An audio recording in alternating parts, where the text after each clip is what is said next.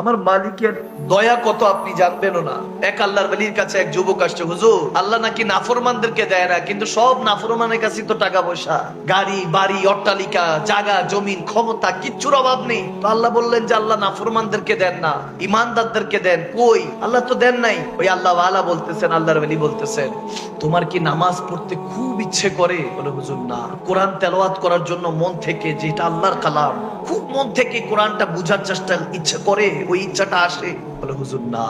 তোমার কি মাঝে মাঝে একটু সোমবার শুক্রবার রোজা রাখতে ইচ্ছে করে, নফল রোজা, আল্লাহর সন্তুষ্টির জন্য, নবীকে একটাবার দেখার জন্য? বলে হুজুর না। তোমার কি দান সদকা করতে ইচ্ছে করে, মানুষের পাশে দাঁড়াতে ইচ্ছে করে? হুজুর না। বলতেছে তাহলে কিসের নিয়ামতের কথা বলছো? আল্লাহর কুরবাত করতে পারে এরকম মন তোমার নেই, তাহলে তুমি কিসের মালিক? কিসের টাকা পয়সা তোমার? কিসের ধন দৌলত? এগুলো আজমাইশ, এগুলো পরীক্ষা। তোমাকে দিয়ে আল্লাহ দেখি